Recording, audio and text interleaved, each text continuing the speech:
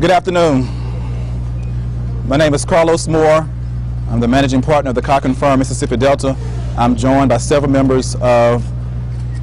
family members of the decedent, Dominique Clayton. I appreciate all of you coming out today.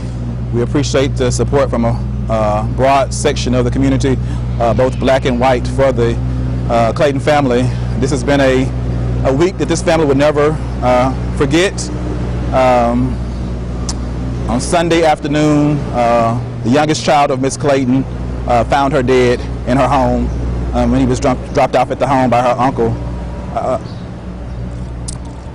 We would like to, first of all, before we get into any more detail, we would like to thank publicly the interim chief of police, Chief McCutcheon, for standing with the family and for doing the right thing and arresting Matthew Kinney for murder of Miss Clayton. We also thank him for supporting, taking the stance that Matthew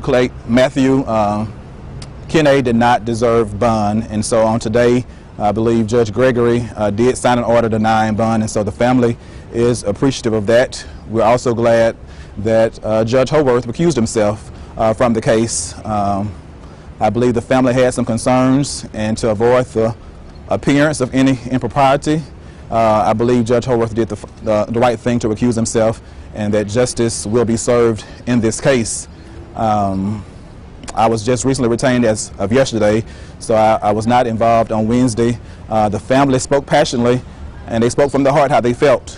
This is something to be thrown into. One day your life is going along normally, and then the next day you are thrown into the woes of the criminal justice system, and it's all this mental, all this many turns and twists and turns. And so not only have they hired me to investigate fully, independently, what went on with the death of their loved one, but I'll be here throughout to advise them in the legal justice process, the criminal justice process, until justice is served. It's going to be a long process. We do have some questions, several questions that I'll be looking to answer for this family. We want to know, first of all, why Matt is only charged with murder. We believe that Ms. Clayton did not let him in her home. We believe she was asleep when he got there. So how did he get in? If he burglarized her home and then committed murder. I've only been practicing 17 years, but I believe that's capital murder. Capital murder, and capital murder would deserve the death penalty. If you execute somebody in their own home while they're sleeping in their bed, you shoot them in the back of their head, that's not simply murder. If you do it during the commission of another felony, that's capital murder. And while I'm not going to go so far as Senator Hyde Smith did and call to be at a front row of his public hanging, if you do decide to charge this man with capital murder, and if a jury decides to convict him, I will happily join the family at the front row of a public death by firing squad. Mississippi made it the law where we can execute people by firing squad. I believe lethal injection is not good enough. This man needs to be executed by firing squad for what he did. If he is found guilty in a court of law, we're not going to ask for any extrajudicial killings. I don't believe in public hangings. The family does not believe in that. But if he goes to the jury system, the public judicial system, and he is found guilty not only of murder, but of capital murder, this man deserves the death penalty. And this family, those 4 kids, an 8-year-old, a 9-year-old, a 12-year-old, and a 14-year-old, they deserve to see justice. And justice for this family will encompass Matt Kinney being held accountable to the fullest extent of the law. Yes. If the facts determine that it was not capital murder and it was simply murder, the family is going to want him sentenced to life in prison without possibility of parole. We are not here to prejudge any of the facts, but we are confident that no stone will be unturned in discovering the truth. The family also wants to know Why did certain members of the Oxford Police Department initially tell them that their loved one had committed suicide? That was so shocking and the furthest from the truth. The mother had spoken to her daughter about 6 or 7 p.m. the night before she was found dead, and she was totally happy and full of life. But for the initial reaction from a member or two of the Oxford Police Department to tell the family that she committed suicide, that had to add insult to injury. And the family immediately told them no, she was dating a cop. Check the car in her driveway, it's registered to a cop, Matthew Kinney. So some of the evidence was so convincing they couldn't deny it, and so we're happy that he was immediately arrested and that he is now held behind bars where he belongs for a long, long time. I hope he never sees the light of day if he is convicted of this crime. We know everyone is presumed innocent in America, so he deserves to go through the criminal justice system.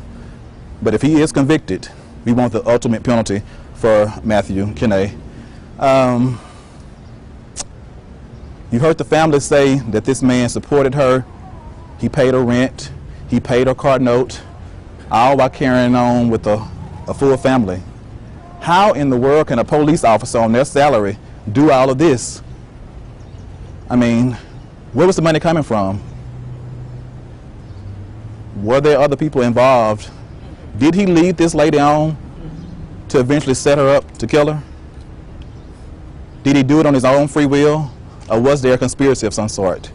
We are going to look into every single avenue of why this man did what he did. Someone who was sworn to protect and serve. Someone who was the best of the best, if you ask Oxford. I believe in January of this year, they gave him the top mounted patrol officer of the year. This was the best Oxford had to offer. And if the best Oxford had to offer could do something like this, Lord help us about the rest of us. The people that they deemed less than the officer of the year. If the officer of the year committed murder, if he's found to have committed murder, I would not sleep easy at night until we do a better screening of the folks we hire to protect and serve. Yes. We need to do some psychological testing. This man was unfit to be the city's dog catcher, yet he was given a badge. He was given a shield to patrol the streets of Oxford. It's time out. It's time out. I spoke with the mayor earlier today, and she's willing to meet with the family at their request, so we appreciate her. She's been nothing more than helpful. We have to decide if this man was on duty at the time he killed this young lady. Based on his track record, between the hours of 1:30 a.m. and 4 a.m., we believe he would have still been on duty.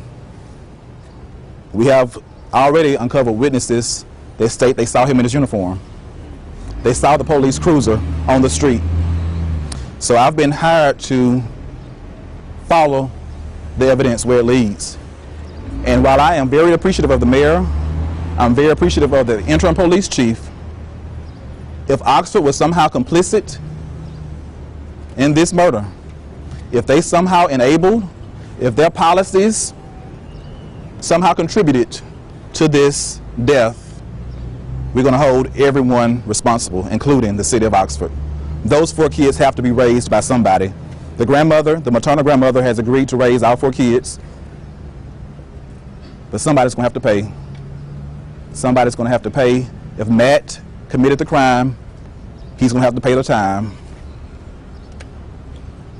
And if Oxford contributed to the kill, they will have to pay the bill.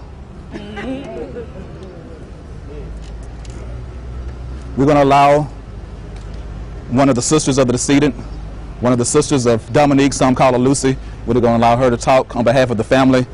The mother, I just met with her privately. She did not want to come out today for this. She is still grieving the loss of her daughter. And please keep Miss Betsy in your prayers. We just want justice for my sister, that's all. And for people on the internet to quit bashing her until they know the truth and the real story. And we want the city to pay. Because if he was on duty when he did this, that's not okay. We just want justice, that's all I gotta say. What's your name? My name's Shawan. Shawan. Can you spell it? SHYJUAN. And your last name? Clayton. Okay. At this time, we're happy to answer questions. The main thing we want to reiterate is that we want a full, complete, thorough investigation done. I did speak personally with the Attorney General of our great state, Jim Hood, today, and he will be getting involved. His investigators are going to get involved in this. He's also going to have the FBI ask them to look into it if they deem fit, and we are happy that the NBI is looking into it. So all of the top law enforcement in the state and hopefully across the country will be looking into this matter. We want the people of Oxford to be able to sleep well at night, knowing that you are protected and that a death like this would not go unnoticed. I mean, this is the most egregious set of facts I've ever heard in my 17 years of practice. I am encouraged that my law partners from Los Angeles, I recently merged with the Cochran firm, and the managing partner of that firm will be my co-counsel in this case. He worked directly with Johnny Cochran from the 90s going forward until Johnny died a few years back, and so he will be coming in as co-counsel. We're going to take this case very seriously, and we will put all the resources of the Cochran firm, which has recovered over $35 billion for our clients. We're going to put all those resources into the Clayton family and getting justice for them. I'll take questions at this time. Elisa with Howdy County News. You were talking about the charges, capital versus simple. Could that still be determined after a grand jury indictment? The charges could be upgraded by the law enforcement now. When the facts are presented to the grand jury could decide that they want to indict them for capital murder. So the facts will be laid out to the grand jury, and they will be up to the grand jury to come back with the charge for which they want to indict them. What effect, if any, does the postponement of the probable cause hearing have on this, bringing up the capital murder? I'm just from a legal standpoint. There will be no probable cause hearing. I believe Tony Faris is now representing Matthew Kidney, and he agreed not to seek bond or bail for Kidney. So the judge was able to sign that order today without another hearing. Otherwise, there would have to be a hearing, and so we are glad that Tony saw fit on behalf of his client not to add further insult to injury. This is a heinous crime, and while capital murder is not a bailable offense, regular murder is usually a bailable offense. And so we do know had Miss Clayton killed Matthew Kinney, she would have been immediately charged with capital murder. Because if you kill a cop on duty, off duty, that's immediately a capital murder charge. So to me, her life is just as valuable as his. Right.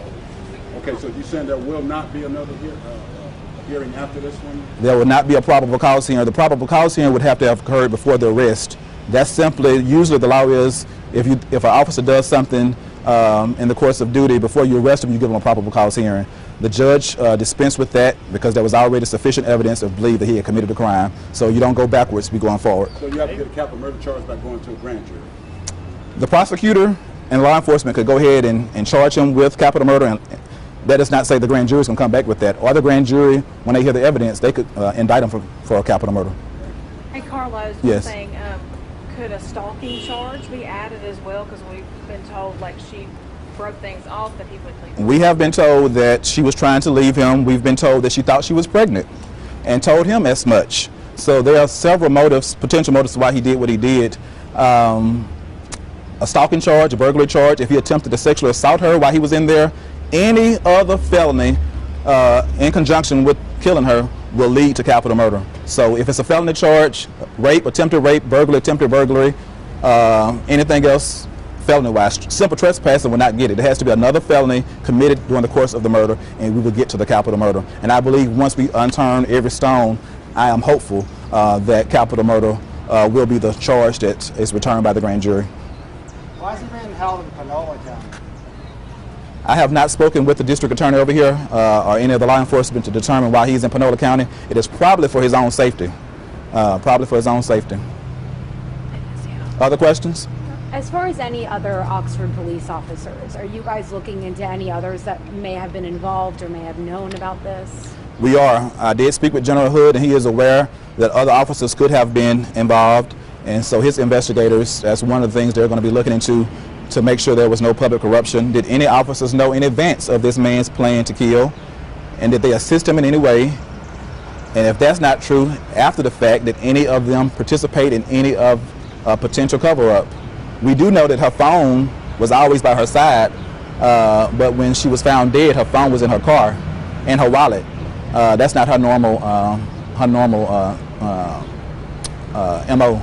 So she normally always had her phone with her. We also, there are a lot of there are a lot of pieces to the puzzle, and we're going to have to put a puzzle together in hindsight. But I believe with our expert investigators and the team we have coming from California as well as Jacksonville, we're going to be able to do just that for this family. And working in tandem with the law enforcement here, we will get justice for this family in the criminal arena for sure, and if the facts are warranted, in the civil arena. We've been told that Kinney and Clayton may have dated for about a year. Do we have any idea of how the two met?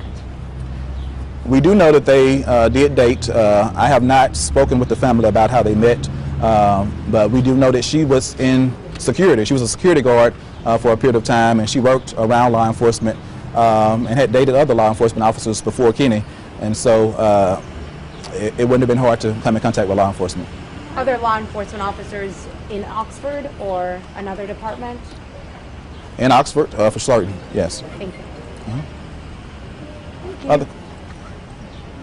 And then we have been reached, the family has been contacted through me by various members of the community here, both black and white. I want to reiterate, this is not a racial thing. This is something, a human thing, and people across the spectrum are upset that a crime could be committed in this this otherwise quaint community. Oxford is a great place, but we will have to get to the facts and let the facts lead where they do, and we plan to get justice. And we hopefully the trial will be here in Oxford, and that there will be fair-minded jurors that will be able to do the right thing. This is not the 50s or the 60s where they, regardless of the evidence, they refuse to convict. I believe the evidence will be clear in this case, whether it's tried in Lafayette County or some other county because of requested venue changes. I believe we'll get a fair jury, and I believe people, the good people of Mississippi, will hold this man accountable if he is in fact found guilty. Do we have an idea of a timeline of like the grand jury coming back, anything like that? Those are better questions for the district attorney or either General Hood about the timeline. We would expect things to move pretty swiftly. I will be in constant contact with the victim witness coordinator for both the DA's office and the AG's office to make sure that the family is kept apprised of the judicial process, and we will be with them every step of the way. There will be many twists and turns, but I would expect if things go on a normal track, by this time next summer there should be a trial of some sort. There could be delays or whatever, but on a normal track you would expect a jury trial in a criminal case within a year. Thank you. When you say next summer, you mean this summer or the next? I mean the summer of 2020, not June of this year, but the summer of 2020 I would expect the trial, if not before. You said you talked to Jim Hood. I did. Do you know if Ben Freeport has asked the AG's office to come and help? Because he can't just come and help by himself. He has been asked to help by an official in Oxford, and that's all I can say at this point. He's not. Has General Hood agreed to help? Or He has agreed to help, yes. Any other question? Again, continue to keep this family in your thoughts and prayers in the days and months ahead. Let's continue to stand together as a community. We would ask the community to remain calm. Looting or anything like that is not going to resolve anything. It's not going to bring her back. Burning down your town is not going to bring her back. But standing steadfastly with this family, keeping them in your thoughts and prayers, and assisting us if you're a witness, if you saw anything that night or the early morning hours on the day that she was killed, please get in touch with us at 662-227-9940. We will talk to any and all witnesses until the truth is unearthed. Again, we appreciate you for coming. Thank you. Thank you, sir.